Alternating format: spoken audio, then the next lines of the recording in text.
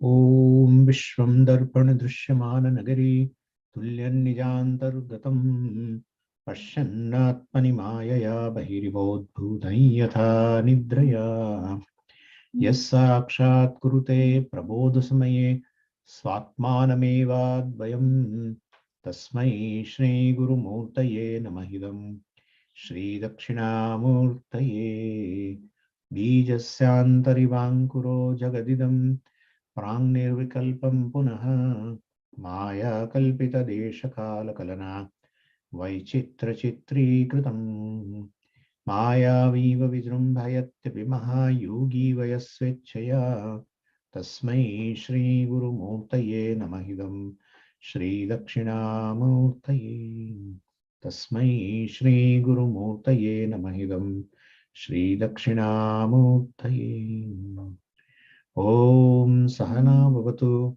Sahano Bhunaktu Sahaviryam Karavavahai Tejasvinavadhitamastu ma vidvishavahai Om Shanti Shanti Shanti Sadashiva Samarambham Shankaracharya Madhyamam Asmadacharya Paryantam Vande Guru Paramparam.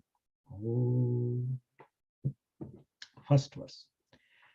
Vedo nityamadhiyatam taduditam karmasvanushthiyatam teneshasya vidhiyatam apachitihi kamye matistyajyatam papaugah paridhuyatam bhavasukhe doshonusandhiyatam atmecha vyavasiyatam nijagruhat turnam vinirgamyatam.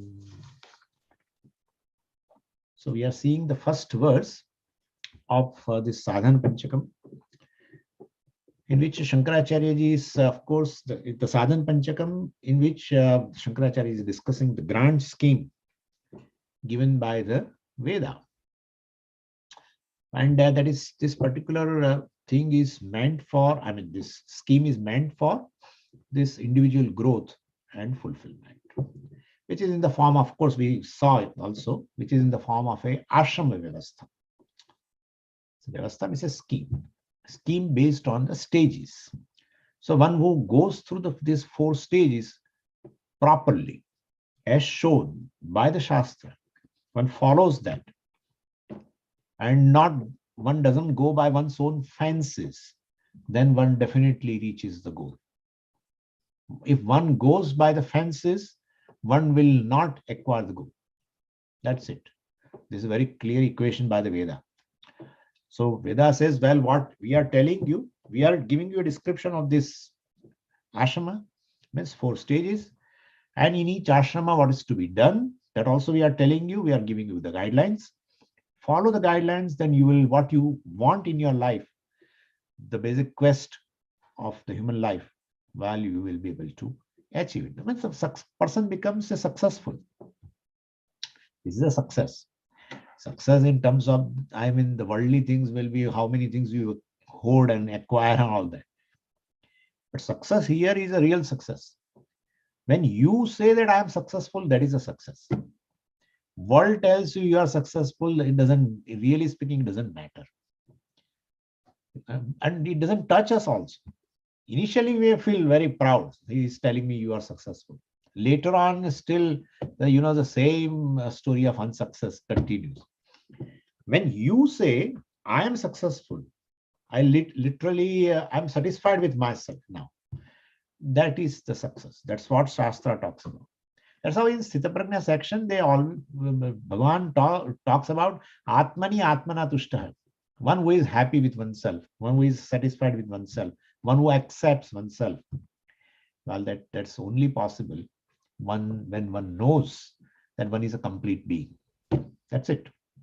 Otherwise, you cannot accept yourself. With all limitations looming large in your head, you can't say that I'm successful. But in spite of the limitation, one discovers the limitlessness. In spite of limitations at a certain level, one discovers a limitlessness in a reality. Well, then there's no question that one accepts totally oneself. This is a story. Success means one who accepts oneself totally. That's it. And that is only possible here. So this is a spiritual success. I should not use this word spiritual success, but anyway, material success and spiritual success. Anyway, so and these 4 stages have been described by the Veda. Of this, the first stage we have discussed yesterday, that is a brahmacharya ashrama, where one understands the scheme as prescribed by the Veda. One studies, analyzes, gains knowledge, gains data of the scheme as prescribed by the Veda. And then he learns the chanting of the Veda. Then he learns certain auxiliary sciences in order to understand the Vedic statements. And he also understands, he learns basically Mimamsa, the method of analyzing Vedic statements. So Veda Dhyanam, Vedanga Vichara, and Vedartha Vichara, all this he learns. That's common. That's common for all brahmacharis. In addition to that, certain special shastra person learns for his later profession as grihastha. Like suppose a brahmachari is a kshatriya, then he also goes through a Vedic studies, of course, that which is common. But in addition, he learns a Dhanurveda, right, a science of archery, because he definitely has to learn. So as a grihastha, he has to do all these karmas in order to protect the society. He has to learn all this. If he's a Vaishya, suppose he also should study all this. Vedic studies is common, but in addition, he has to learn Arthashastra. That's also Upaveda. Anyway, so when they get this knowledge of their profession, in addition to this Vedic dharma also, which is common to all. Now, Vedic studies are common, of course, because all of them should help the person grow spiritually. So it is common for all.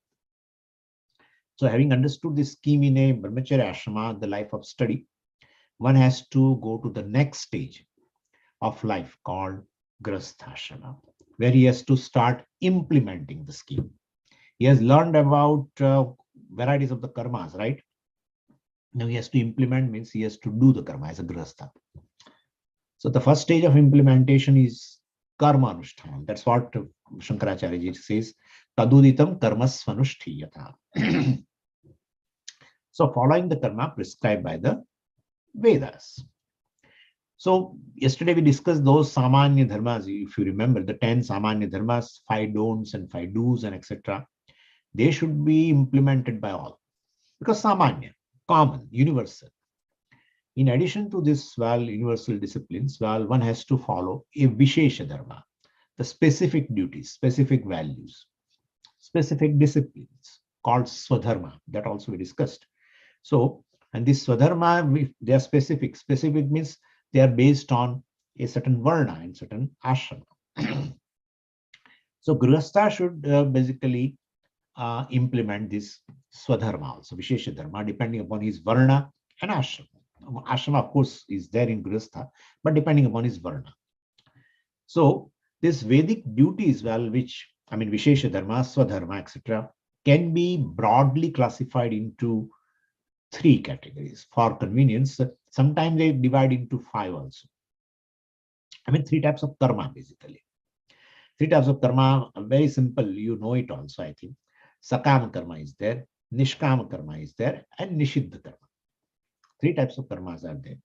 So Nishkama karma means basically certain compulsory duties, which do not depend upon your likes and dislikes. You have a free will. Your free will is backed by your likes and dislikes, or free will is backed by these compulsory duties. I'm supposed to do this, therefore I choose to do. Or I do this because I like it. And so, depending upon your likes and dislikes, you can exercise your free will and do karma. Or depending upon this vishesha dharma given by the Veda, you can do either. Both are not possible. So if you follow one route, you will have to sacrifice the other.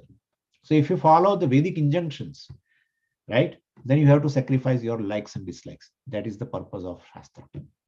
Don't exercise your free will based on your raga dvesha. Since I like it, since that is favorable, this is unfavorable.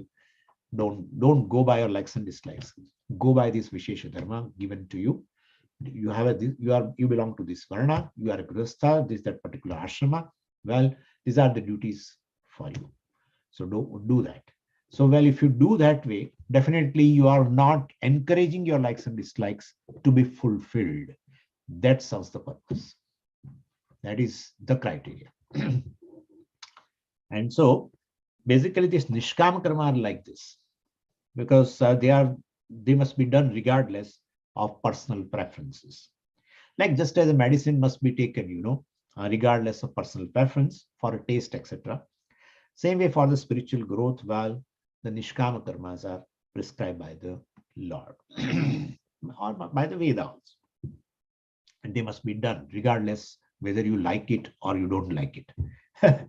Generally, what I like, I'm not supposed to do. And generally, what I don't like, right? I don't like to do, that I'm supposed to do. This is what it is. Generally, what I like to do, Shastra says you should not do it. And generally, what I don't like to do, Shastra says you should do it. Getting up, simple reason, simple example. Getting up early in the morning for prayer. That's not possible, Swamiji. That's it. I don't like to get up early in the morning. Shastra says you should get up. I don't like to get up. You have a free will. Exercise your free will based on either whether you have a respect for the Shastra, or you have a lot of regard for your own likes and dislikes, fancies. So if you go by likes and fancies, well, you are going away from the Shastra's injunction. So nishkam karmas are basically the karmas which are prescribed by the Shastra, and Shastra do not talk about any benefit of those karmas. No benefit. Otherwise, looking at the benefit, if I do, then it is sakama karma. But nishkama karma means Shastra says you should do. Like satyam vada, dharmam chara. So, like that, several things are there. Anyway, so, that is why these are called nishkama. Kama means a personal desire, etc. So, nishkama means not based on personal desire. It's based on the commandment of the Veda. And that only leads me to spiritual growth. We call chitta shuddhi. And the refinement of the mind. More the mind is refined, more your mind is free from likes and dislikes. More you follow this, more you do this nishkama karma, more you are happy independently. This is how it is. More you fulfill likes and dislikes, more you are not more you are happy, more you are unhappy. Anyway, so this is how it is. So ultimately, if you want to discover you are Ananda, you should follow this route. Anyway, we'll talk about it later. So second type, this is the first type of karma. Vishesha dharma I'm talking about. The second type of karma is a sakama karma. They're based on our likes and dislikes, definitely. And these are the optionals, and these karmas basically are meant for material well-being, for arthakama, etc. Nishkam karma will lead you to moksha. Sakam karma will lead you to artha and kama, purushartha. So there is a material well-being and spiritual well-being. Sakam karma leads to material well-being. Nishkam karma leads you to spiritual well-being. It doesn't mean that person who does a nishkam karma will be a poorest person in the world. It's not the case. Depending upon your prarabdha, you are going to get. But point is, this is generally we say. And in Kathopanishad, it has been told as a shreyaha and preyaha. Shreyasya preyasya manushyametah tau samparitya vivinakti dhiraha, etc. etc. So one is a shreyo marga, other is a preyo marga. Arthakama, etc. Material well-being, preyaha. Moksha, Shreya. Anyway, so this is the second type of karma, sakama karma. Third type of karma is a nishiddha karma.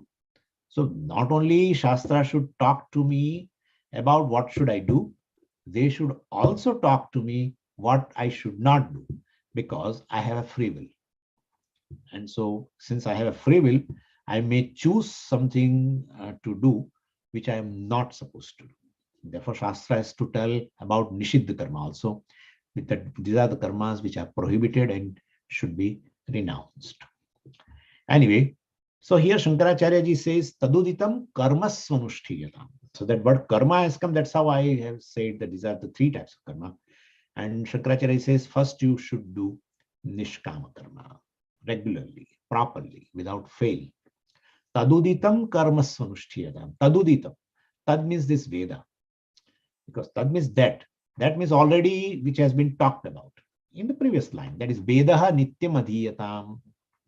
So Shankaracharya has talked about a first stage of life in Brahmacharya Ashrama, in which I'm in the life of study and studying the Veda, etc.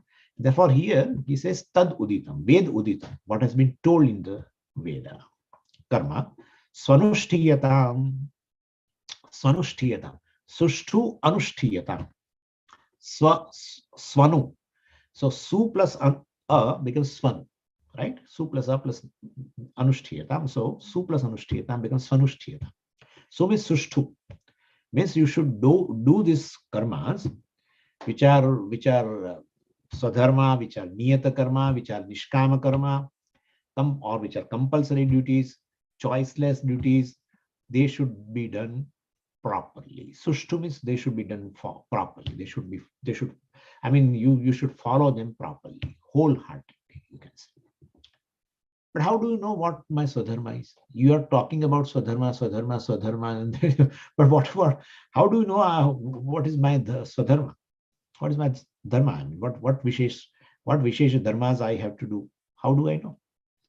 According to Vedas, this swadharma is determined by one's varna and ashrama. And to understand these in depth, one must enter the details of this very involved and ritualistic portion. Unfortunately, now the varna and ashrama vyavastha is not followed.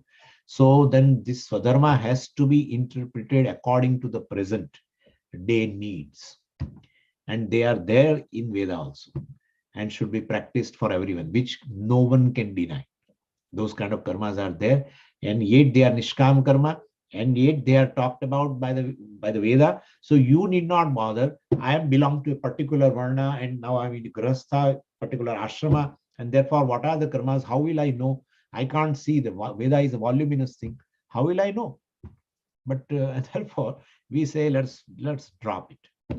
Let's drop that thing, and still you can do certain nishkam karmas which can lead basically for a chitta shuddhi. So swadharma has to be interpreted according to the present day needs and should be practical for everyone, irrespective of any varna. So Vedas have a teaching for all the people, regardless of varna and ashrama, and those are the Panch-Mahayajnas. You might have heard of it, which can be taken as a swadharma of all the people. In fact, this Panch-Mahayajnas has been talked by Veda itself. In the Taittiriya Aranyaka, I think this Panch-Mahayajnas have been talked about. So these Mahayajnas are Panch-Mahayajnas are, what are they? First is a Deva Yajna, second is a Pitru, and third is a Brahma Yajna, fourth is a Manushya Yajna, and fifth is a Bhuta Yajna. Yajna means a offering, sacrifice, service, offering oneself to this fire. All these are compulsory, and every human being is interested in a spiritual progress should spend some time of his day for these yajnas. First is a Deva Yajna. Deva Yajna, you can understand very well. Offering to the Devatas, Lord, worship of the Lord, you can say. So one has to necessarily spend some time in worship of the Lord. Whatever may be the mode of worship. Some maybe people doing a panchayatan puja, some people are doing our Shodashopachara puja with the 16 steps. Some people are doing this 5 steps, anything. And some people are doing Manasa puja. That's okay. So, this any mode of worship to Ishvara in form of devatas should be done. So this is the first is a Deva Yajna. Or else also serving some kind, I mean, you give your service to the temple partially in the day, half an hour, 15 minutes, 20 minutes, helping in cleaning the temple, this, etc. I mean, any form of that also is a Devi Yajna. So visiting the temple daily, you can say, in a simple language, visiting the temple daily and offering a prayer. That is Devi Yajna. Now, this that does not depend upon any varna. Anyone can go. Second is a Pitru Yajna. So we have to do, something for the worship of our forefathers. So one of the sign of our emotional maturity is a sense of a gratitude. A person without gratitude is not fit to be called as even a human being also.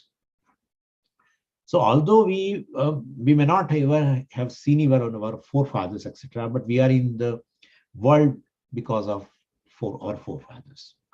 So I'm indebted to every forefather, well, for my mere physical existence. And that is enough for me to worship them, to offer something for them, to offer something to them, to serve in some manner to them, including our parents and others, other ancestors. So as a human being, well, they might have had some weaknesses, but one must still worship, basically, them, just to express my gratitude for my existence, basically. So for that, well, Vedas have prescribed certain rites also, you know very well, Shraddham and Tarpanam, etc. So, and different people express their gratitude to the forefathers in different ways, which is not even, it should not be discussed. What matters, of course, is that gratitude should be there and should be expressed. That's called Pitru Yajna. Pitru means forefathers, ancestors, parents. Then, third is a Brahma Yajna. And I told you, I have given you the meaning of word Brahma here is a Veda. So worship, Brahma Yajna means worshipping the Vedas. And the Rishis, definitely. Veda has all the mantras, and mantras have the seers. And those are the Rishis. So, well, along with the Vedas, the Rishis are also included, and as they have dedicated their whole life for the propagation of the Vedas. So something should be done for worship of the Rishis, even including Rishi Patnis, because they are supporting the Rishis ultimately. So Rishis and Rishi Patnis should be remembered. And people do remember also. Like one does a Gayatri, one definitely remembers Vishwamitra Rishi, etc. So we are indebted to the Rishis, and so we worship the Rishis and do our best. The best service to the Rishis is, well, help in propagation and preservation of the scriptures. That's it. Either by direct contribution in the form of studying or teaching, or by indirect contribution by supporting and patronizing, basically, the institutions that are doing this job of preservation and propagation of these scriptures. Either way, direct, indirectly, you can help. So that is Brahma Yajna. Brahma means Veda. Even sometimes they call Brahma Yajna as a Rishi Yajna also. Anyway, Manushya Yajna, fourth one. So very simple, right? These Nishkama Karmas. You don't expect any punya, etc. through this, because you are already indebted to all this. So we are indebted to every other human being also, Manushya Yajna. We are supported by many human beings in our daily life. And so, in fact, every moment's existence is because someone is working or somebody has already worked. You are now going to eat lunch now after, half an hour, 40 minutes. That lunch is possible for that several people have worked, including the farmers and whatnot. Right? So they're growing the grains, and then that is to be brought to some place, and then they're grinding and all that, and scientists have invented machines and technologists have made them. I can keep on going. In fact, our one Swami used to tell that your one cup of tea requires the whole creation. You just think the ingredients and the sources, the whole creation is a God. Whole creation, one cup of tea. Forget about lunch and clothes and roti, kapda or makan. You forget about that. And so then you are indebted to many people, scientists and whatnot. All. and farmers. And therefore, we are indebted to entire humanity. And so we must do something purely for the sake of doing. You can't expect. In fact, you are already, indebted. And then how can you expect some more rewards? That's how it becomes nishkama karma. You are supposed to do by just applying a little common sense. Common sense that I am standing right now in front of you because the whole creation is working. Whole creation is working. The sun, moon, everything is working. Ceaselessly working. Without any kind of announcement, they are working. They never come and tell me or do a WhatsApp to me that, well, we are doing so much to you and you don't care for us. They don't.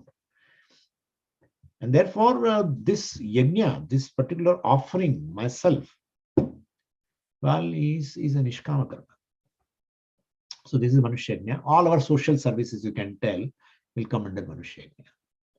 Bhuta Yajna, worship of those other living beings other than the human being. Well, and the best thing is to be a vegetarian. That's it. The vegetarian, being just a vegetarian, you are obliging, not obliging, I'm sorry. Vegetarian, you are doing a great service to other living beings. That's it. If for this eco-friendly business definitely is best if you are a vegetarian. Anyway, I don't want to discuss how the animals are killed for the teeth and for nails, and it's too much to say, for the skin.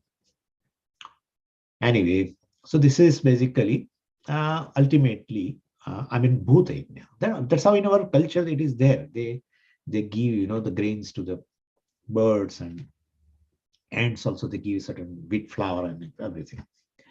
So this Panchamaha-yajnas, they are called nishkama karma. This, well, of course, this can be done today also. So based on my varna and varna, I want to do certain vishesha karmas, nishkama karmas. What are they? You need not ask. Panchamaha-yajnas are there, described in the Veda itself. So Shankaracharya talks about also the attitude with which these duties should be done. Tena ishasya apachitihi vidhiyatam. Apachiti means a worship, puja. Vidhiyatam means offer. So may worship be offered to the Lord through this Swadharma Anushtana, through this Panchamaha-yajnas. So when worshipping is not merely offering some flowers in the temple. It includes this worshipping of the forefathers. But you are saying worshipping the Ishvara. But the forefathers are the forms of Ishvara. The entire, this Virat Purusha, all the names and forms are the names and ultimately forms of Ishvara alone. That's what Purusha Suktam describes. Sahasra Shirsha Purusha, Sahasraksha, Sahasrapad, Sabhumim, Vishwado, Vrutva, etc. So this Lord has 1,000 heads and 2,000 hands and 2,000 legs. No. Sahasra means here infinite. So Lord is, your head is a head of Ishvara. My head is a head of Ishvara. Yeah. Because one conscious being pervades all the names and forms. That's Ishvara. Because he's a material cause. He's an efficient material cause. And therefore, entire creation is himself. And therefore, the forefathers are his forms. Rishis are the forms of Ishvara. All Manushyas are the forms of Ishvara. All the other living beings are the forms of Ishvara. So when you do something for other living beings, you are doing service to or offering to the Ishvara. That's what he says. Shankaracharya says, Tena ishasya apachitihi vidhiyatam. May worship be offered to the Lord, who is in the form of this creation. And so through Panchamaha-yajnas. So worshipping is not just merely offering these flowers in the temple. It includes worshipping the forefathers, etc., etc. And also then only it becomes a complete puja. Ishwar puja is a complete puja when we do these yajnas, Panchamaha-yajnas. In Bhagavatam, it is said very beautifully that if a person does an elaborate puja in temple in a one form, particular name and particular form, but then outside, when he goes out of the temple and he ill treats or treats impolitely the others, Bhagavan says, I will not receive his worship. That's in Bhagavatam. So that worship becomes meaningless. One starts with a given name and form, which one chooses, of course, given by the Shastra. For all the forms are the forms of Ishvara, then let me choose this as a form of a worship. You can choose, but you know, from you, the devotee is never invoked. And therefore the devotion won't come out. So you choose a form where it's a devotion just comes out. And so those forms, specific forms are given by the Shastra. So you start with that. But then ultimately your puja should lead you to this Panchamayagnyas. So you offer your worship through these 5 types of living beings, which are the manifestation of Ishvara alone. Anyway, so if I have to see the Lord in the temple, I have to see him in all the human beings or other beings also. And this is what Bhagavan said in Bhagavad Gita also. Swakarmana tamabhyarcha siddhim vindati manava. Worship in by the performance of one's own duties in form of Panchamayagnya. Anyway, for Sakama Karma, Shankaracharya says now, Kamye Matihi Tyajyatam. He talked about Nishkama Karma to be followed properly, wholeheartedly, Sanushthiyatam. And then he says, Kamye Matihi Tyajyatam. May you gradually give up the actions meant for Artha and Kama, material wealth. Kamya means Sakama Karma. It's the 7th case. So Sakama Karmani, well, actions meant for this material wealth. Well, Matihi means a craving. Tyajyatam. May you give up gradually this craving for this material well-being, Kamya Karmas. Through Kamya Karmas. I mean, idea is that you require certain minimum thing, but I mean, there should be a certain limit for that. Yallabase nija karmopattam vittam tena vinodaya chittam. In Bhajagovindam also Shankaracharya says the same thing. Anyway, so in those days, of course, they were doing, I mean, their swadharma, etc. And whatever is given voluntary by others, well, on that they used to live. They never worked for, in our society in those days, then they never worked for earning, basically. Everyone was doing their duty. We call it swadharma. A teacher teaches. There is no contract with the student. A teacher teaches, and because that is his dharma, swadharma. And whatever the other person who receives the teaching will appreciate voluntarily a certain contribution. So, and whatever he contributes based on that teacher, well, I mean, he used to live on that. Similarly, Kshatriyas, Vaishyas, all were doing their swadharmas. Earning was not the consideration. Whatever voluntarily comes, well, the other people, I mean, they were living on that. So, I mean, if a husband does his, well, swadharma, when the wife does his swadharma, well, then it works. A teacher does his swadharma and the student also does his swadharma in form of contribution, it works. But now the society is, well, is utter, I mean, there is a great confusion here now. And therefore, the duty-based society actually is living now. And money-based society, we can say, is growing. And in this system, naturally, there is no question of love and respect to each other. When teacher asks for the money, that's it to the student. The respect goes. So teacher doesn't love the student. Teacher loves a student because he's paying some more fees or something. And therefore, teacher does not have a real love for the student. The student doesn't have a respect for the teacher. All relationship is based on money only. Those days were the duty-based days, and well, therefore, Kamya Karma was not required in those days because everyone, so Swadharma automatically become the payment for the other person. Well, but in these days, now we have to discuss this thing based on today's society. So we can say Kamya Karma, well, is required, we have to say, but you can work for earning the wealth also. But Bhagavan says, gradually reduce the Kamya Karma. So question is how to reduce Kamya Karma? Well, Kamya Karmas has increased because of rise of Ragadvesha. Ragadveshas are desires. And basically, more my likes and dislikes are there more, well, I should have wealth to satisfy them. So, in fact, sometimes it happens so that you fulfill your ragadvesha for just ego gratification. Since somebody has it, you want it. It may not be a source of so joy for you, but somebody has, bought it. So you also want it. Anyway, so this is how the basically kama karma increases, because there is a kama increases, and that is ragadvesha increases. And so if you want to reduce kama karma, one should take care of one's own likes and dislikes. And that's what Bhagavan said throughout the Bhagavad Gita. Kameshah, Krodeshah, Rajoguna Samudbhavah, Mahashanah, Mahapapma, Vidyenam iha vaidam. So kama karmas basically are Mahashanah. You cannot satisfy them. What a number of desires you fulfill, then another set of desires are ready till the end of life. So they only get reduced. Kama karma will reduce if the kamas or ragadvesha gets reduced. And method of reducing ragadvesha is swadharma anushtana. I have already talked to you. So if you follow the dharma instructions given by the shastra that this is to be done, like Panchamahayajna, etc., then definitely you are not going to fulfill your ragadvesha.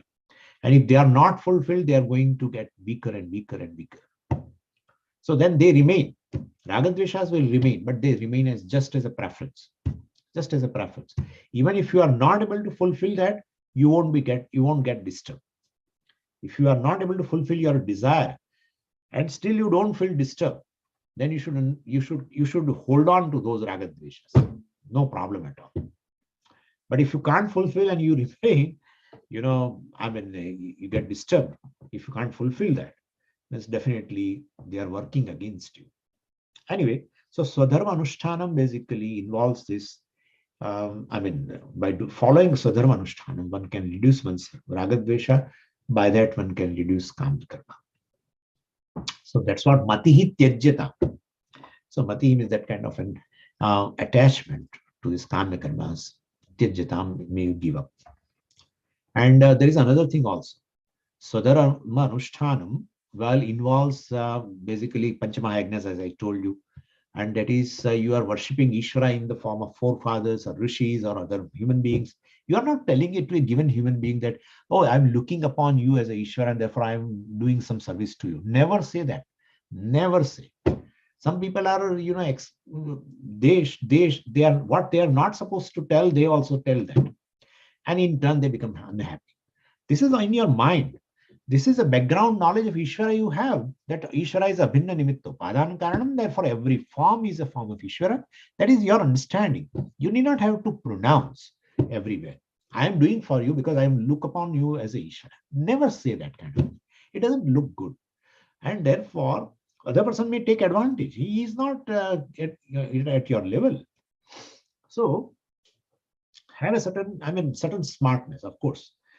But point is ultimately in your mind, it is Ishwar Puja. Whatever you do during a day, either for a husband, either for a children, either for your office, anywhere, either as an employee. It's all ultimately in your mind.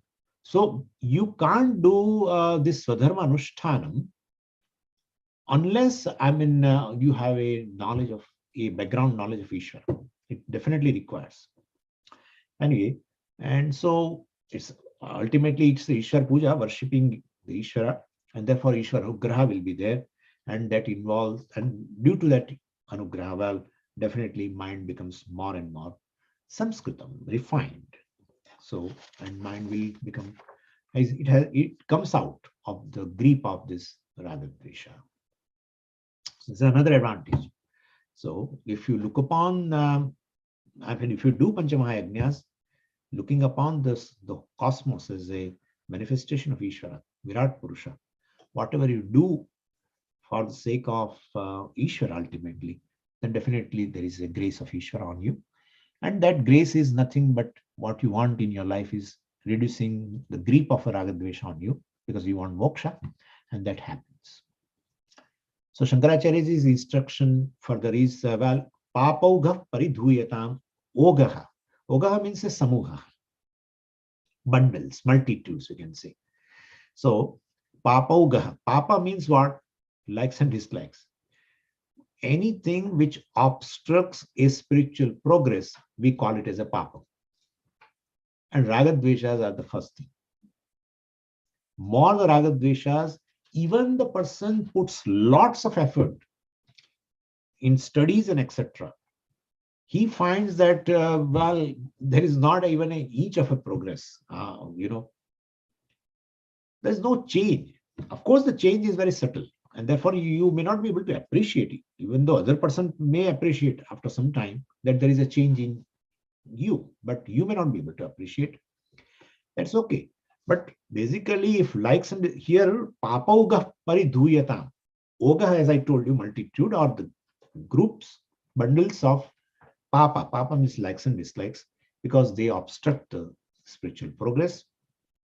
That's how Bhagavan also calls them as a vairi. Vidhi enam vairinam. Indriyasya indriyasyarthe indriyasya indriyartheshu ragadveshau vyavasthitau tayoho vasham nagachet tauhi asya paripanthinau. Paripanthin, this word is very big, but the meaning is enemy. Shatru. Tau ragadveshau tasya. For the person who wants a spiritual progress, they are shatrus, means they don't allow you to move further. And therefore, definitely here papa means ragadvesha. And because they make, but more the ragadveshas, mind remains extrovert. Naturally, likes and dislikes towards the various objects in the creation. And therefore, this is favorable, this is good, this is bad, this is a source of happiness, this is a source of unhappiness, etc. etc. All. So remains extrovert. Paranchikhani Vetrunat Swayambhu Parang Pashyati Nacha Antaratman. Yes, I mean in Kathopanishad it is there. Paranchikhani, Khani Indriyani, Paranchi, extrovert.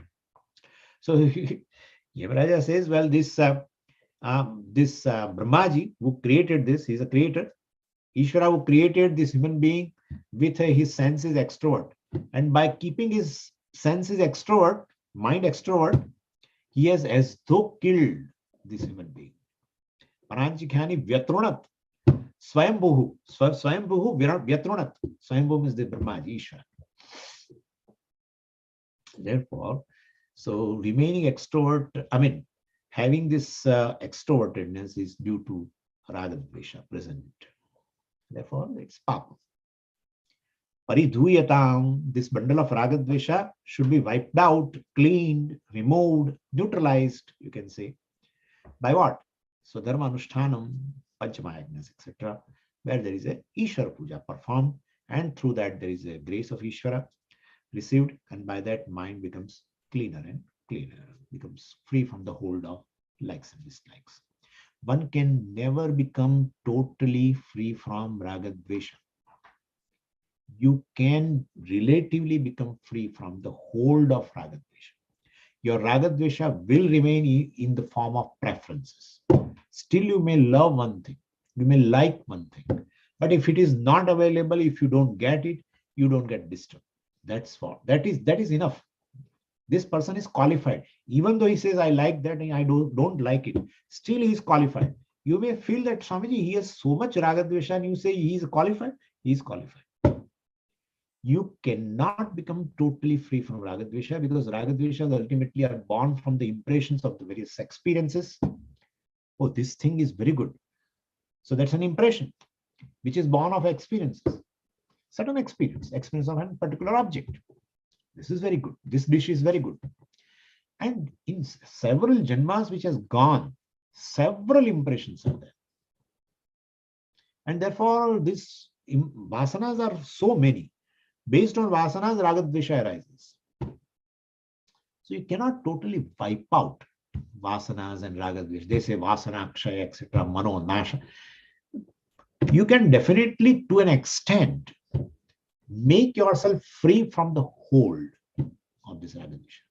That's what the qualification is. And but what about then other ragadvesha? They become mithya. Once you gain knowledge, you feel they are there, but they are there in the mind which is mithya. And therefore, there's nothing, it's not that people always have that kind of a thing. Sorry, I'm not free from ragadvesha yet. After 20 years, again he comes in, I'm not free from raga dvesha. Another 5 years, I'm not free from raga dvesha. No one can become free from raga dvesha. And it should be like that. That's a vyavastha of Ishvara. What you like, I dislike, that's good. What you like, I like, other like, and then this thing will have a scarcity. You like also orange, and I like also orange, and the other also like orange. And anyway, so it is okay. It's fine. Anyway, so once the mind becomes free from this grip of raga dvesha, bhavasukhe doshaha anusandhiyata. Well, then when mind becomes clear, he is able to see the dosha, the defects, which I talked to you in the previous class. Bhavasukhe. Bhava means this world. Sukha means worldly pleasures. So he is able to see the defects in the worldly pleasures because his mind is now clean. So he is able to see them. And I have told you these 3 types of doshas, right? Pain, and then dissatisfaction and dependence, basically. So these 3 doshas are there. I don't want to discuss further in that because that is enough. And so bhavasukhe doshaha anusandhiyata. He is able to see the defects in these worldly pleasures. One becomes a viveki, mature, evolved. One becomes thoughtful, you can say. And then this particular line, you know, this bhavasukhe doshaha anusandhiyatam should be connected again to this kamye matihi tyajyatam. Means once you see the defects in the worldly pleasures, well, definitely your kamya karma will become lesser and lesser because I'm not interested in these worldly pleasures. Why I'm not interested? Because I know the defects in that. So Shankaracharya ji says, well, of course, it is not enough that we understand this. It has to be constantly remembered. Anusandhiyata. That's what I told you in the previous class. Dosha drishtya muhur muhur. Not that once you know the defect, you will be totally free from. No. Again, due to impressions, vasanas, you will see them as an object of pleasure, etc. So anusandhanam. Anusandhanam is remembering again and again. Constantly remembering. Then you definitely kamya matihi tyajyatam. Then you will definitely will not do kamya karma in order to acquire those objects. Then a natural follow-up question will be, if all the material pleasures are defective, then where is this defect-free sukham, happiness? You say, well, Vishaya sukham, sensory pleasures are all having this defect. To gain a sensory pleasure, well, definitely pain is definitely a part of it. Earning and protecting, and then there is a loss, then there will be pain. And you said this Vishaya sukham, sensory pleasure, will not give you a total happiness. There's a dissatisfaction. And you also said, well, it will make you dependent on the objects. Then is there a Ananda which is free from all the 3 defects? If there is free from all defects, this Ananda is there, which you want also, and which you have experienced also. Where is it? We'll talk it tomorrow. Om Purnamadah Purnamidam Purnat Purnamudachyate Purnasya Purnamadaya Purnamevavashishyate. Om Shanti Shanti Shanti. Harihi Om Shri Gurubhyo Namaha. Harihi Om.